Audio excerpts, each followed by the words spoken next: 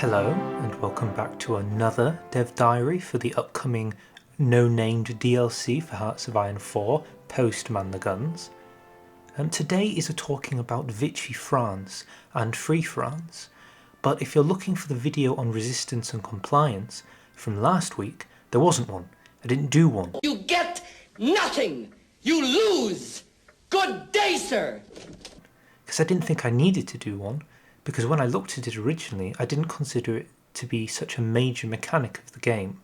Yet now looking forward, I think it's going to be almost at the core of what we're looking at here. So it's almost like we're going to have a double diary today to cover both. So, get some snacks, get some food, brace yourself, because God knows how long this one's going to take.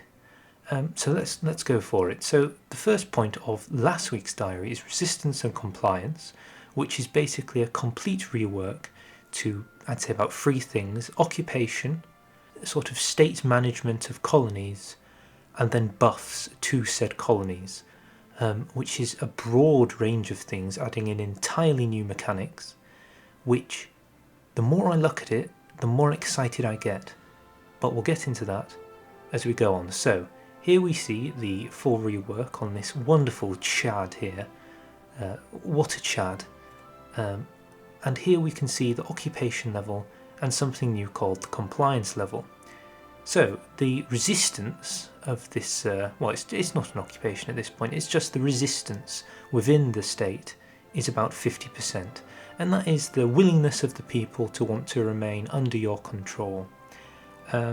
Instead of being a set value, it has a targeted value that it will sort of slowly move towards over time. The closest analysis or similarity you'll get is mobilization speed with manpower, I think, in that it sort of slowly ticks towards the target depending on some of these factors. So it starts at 30% and its current target there is 9%, and it will over time, I presume, go down due to martial law, being at peace, but low stability will raise it. The higher the resistance, there will be debuffs that come from that, but you'll see them later on. The opposite to resistance is this little white flag here. I think if we scroll down you can see it. Compliance. And that is what you, as the controller of these states, should be doing to ensure they don't rebel.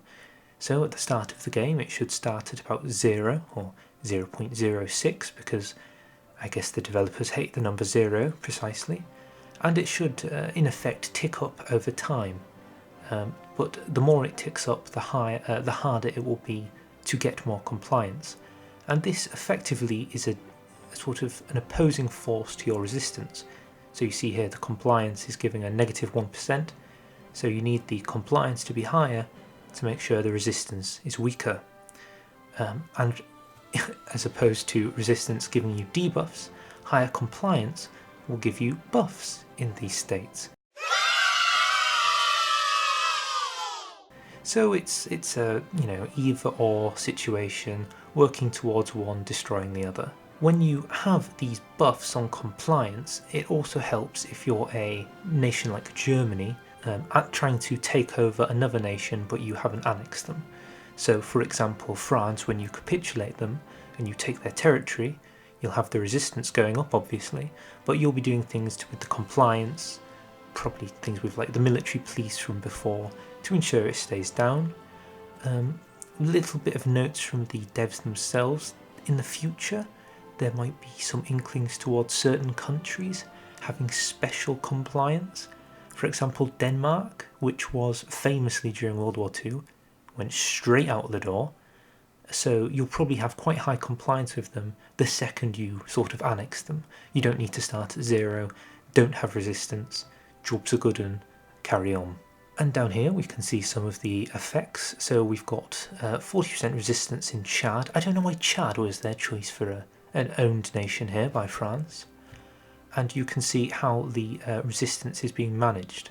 So instead of a garrison force, although they haven't explicitly said this, I think it's somewhat safe to say, you're probably going to have to donate manpower and equipment towards these states to be able to keep hold of them and the higher the resistance, the more manpower and equipment you'll need to sort of give to these states to make sure they stay under control.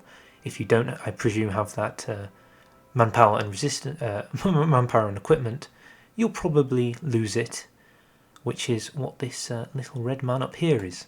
So there are two effects that you can get from your resistance.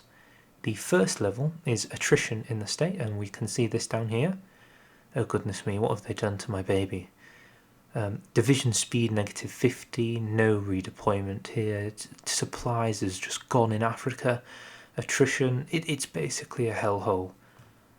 So you really don't want, as Free France, to sort of lose Chad. It is the key to the war. And the second level, which is apparently very hard to get, is an uprising where the nation itself may come out and not come out the closet, it's come out of being occupied and take up the mantle as a free nation. The opposite could be said of China, because in many cases China will still exist, and then the territory will sort of return to where it belongs. I'd be interested to see if this instantly puts you at war with that nation, like they rebel. Do you have the option to declare war on them, or do we just accept that they rebelled and just move on? Because the last thing you'd want is a war with the Chinese United Front just because they rebelled. So I'd be interested to see exactly how that one works out, especially when these states are owned by more than one country. But I suppose we'll see over time.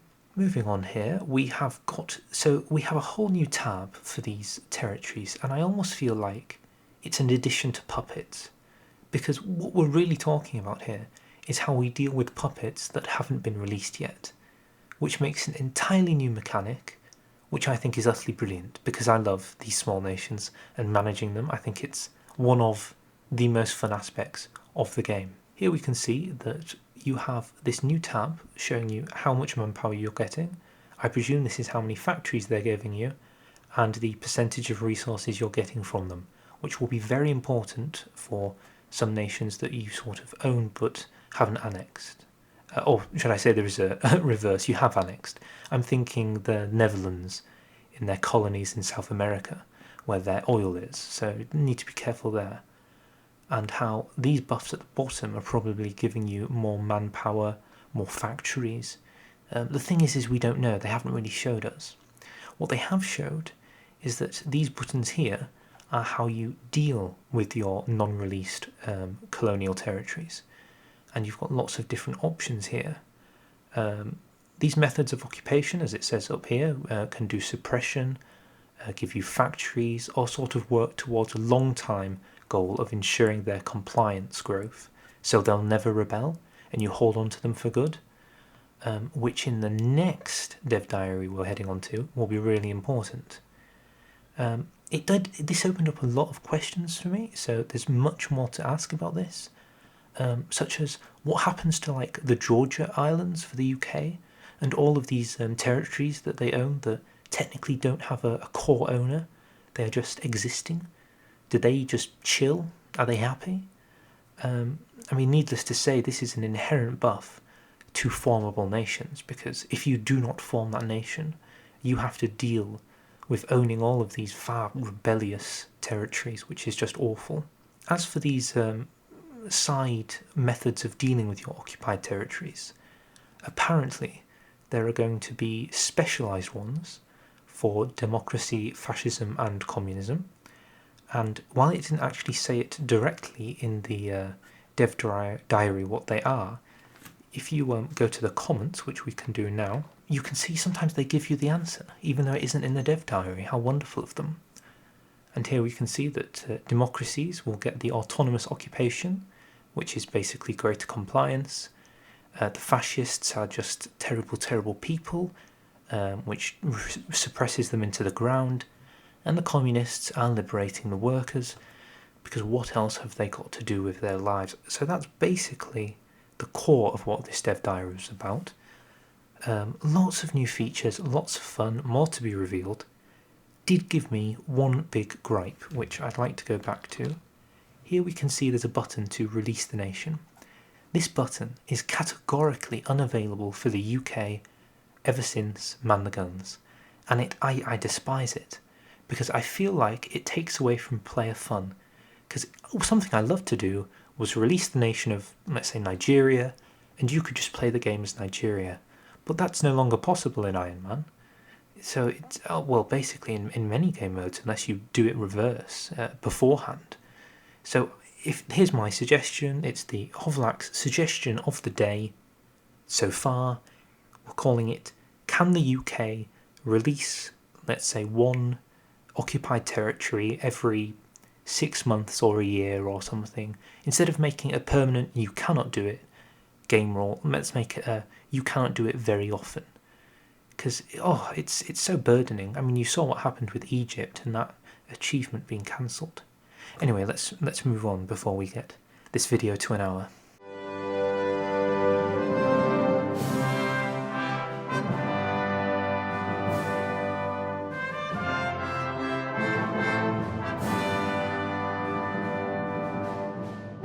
Okay, and welcome back to the key point of what this dev diary should have been about.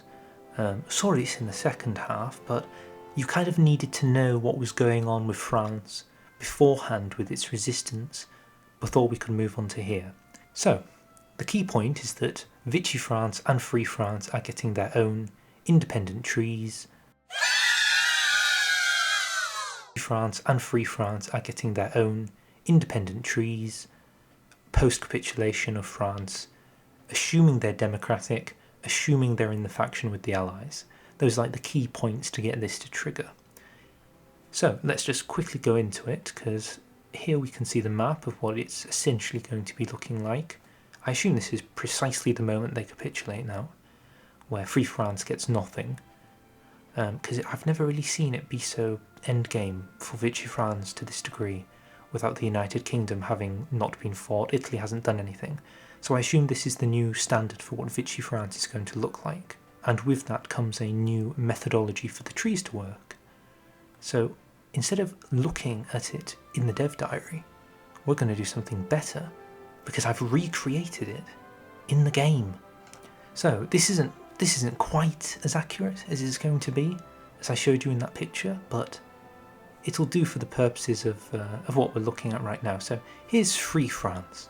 Not very free, might have at some point been called Algeria. We'll skip over that. We'll skip over this too. So this is essentially a version of the focus tree they're going to be working with.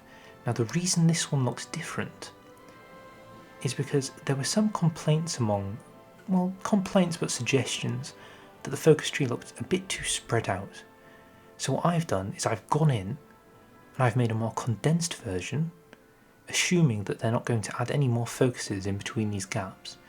Because as of right now, when you do look at it, it's very spread out for some reason. These are like 2 focus gaps. I presume they'll keep it the way it is, but for the purposes of this video, I thought I'd condense it all down so we can see it. So this is the French tree, and the key point is that they need to reclaim their colonial holdings to fight the war against Germany, and this can be done through these appealing to the colonies. Now each of these has a sort of methodology to it, in that you need to either convince the colonies to rejoin you. I'm not sure if this is a decision or an event, but through that you can sort of barter with them. One of the things you can barter for is promising them independence, which apparently also has the option to then go back on your words and revoke that promise, and then they get really angry. And that's when that resistance mechanic from the previous dev diary comes in, because then they might completely rebel. So something that happened in real life with Indochina, where they were promised independence if they helped, and then they didn't help, and then they just rebelled and were very mad about the whole thing. So you can do your real life history with this. Isn't this wonderful? And that's kind of what all of these go for. Once you get enough of them, you can form your national committee. And the end game is forming the Provisional Government here, which in effect, assuming you've landed back in mainland France and you've reclaimed the homeland, the Provisional Government is essentially normal France, and it resets the focus tree. And the way it works with resetting the focus tree now is that you'll get a pre-made French focus tree that has you aligned in a certain pre-made direction, assuming the war has gone a certain way. For example, if you're playing Vichy France and you win as Vichy France, you'll also get reset to the normal French focus tree, except in a different route down the fascist path. So it all sort of works out so that the focus tree goes back to where it should be, and this is just a temporary one, which is why it has so few focuses. On the left you can see a smaller focus path, which is to do with causing Vichy France a whole bunch of nightmare, causing them more resistance, because essentially Vichy France is a nation existing within somebody else's nation, that being Free France. So either by working with communists or industrialists, or perhaps both, you can do things like the Marquis to raise the resistance there, cause them problems, and hopefully help you get back home, which I assume national uprising is the key point of there. So that's the French focus tree, or the Free French focus tree I should say. If you don't work out with these sort of bartering with the colonial territories, you should be able to do what I think are essentially border wars along the borders to reclaim the territory anyway, which may be another way. So getting Syria quite quickly, using Britain here, North Africa I think is lost. Indochina has seen better days unless you can do it using the Raj. And Madagascar, I have absolutely no idea how you'll do that with Madagascar. If they say no, good luck to you. Anyway, let's move on to Vichy. Okay, so here we are as not quite Vichy, but let's pretend it's Vichy France. Let's pretend this isn't, well, it could be, it doesn't matter. And here we have the potential focus tree. Some of the logos are not correct, but it was more so to see what it could look like as a much more tighter, fit it all on one screen kind of focus tree. So basically the whole point of the Vichy rework is that it isn't a civil war anymore, and Vichy France in effect can remain neutral for the most part of the entire war, by doing concessions to the Germans, which are a group of decisions that they'll have access to. This includes like giving them port access, giving them fighter licensing, giving them workers to boost their production, and these decisions all help you work with the Germans, not as their puppet, but as their ally under their boot kind of thing. In the meantime, while you're working on this, you can work on building up your industry, learning from your defeat, until eventually the key point is you want to do the national revolution, which in effect begins the process of assuming that Vichy France is the official France, the OG France, and you can begin working towards assuming your position as the official, now fascist France, which, once you do the national revolution, allows you to ask Germany for any territories they took from you when they created Vichy France. That kind of works for it. Once you do get your territory back, you'll get the French focus tree, but the fascist path, as I said before. There's not too much more to say on this. When you become Vichy France, you'll be getting a debuff for consumer goods because you are under the boot. And the key point they made was Germany can still do Case Anton, where Germany annexes Vichy France. So they said you might want to keep North Africa for as long as possible. Which means that if you do get annexed, does neutral Vichy France now exist as essentially a North African, Algerian, non-existent but does exist country? Because that would be very odd. Especially if Free France is still with them. I'm not quite sure, but that could be interesting. And that essentially sums up the dev diary. Many things I want. I might do a video with a big list of all the things that I think that'd be cool for this DLC. But one last thing, let's end it with a tweet from Feedback Gaming.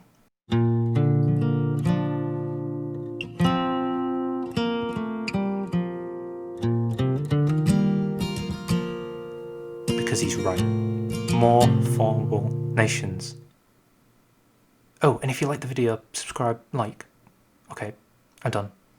Bye.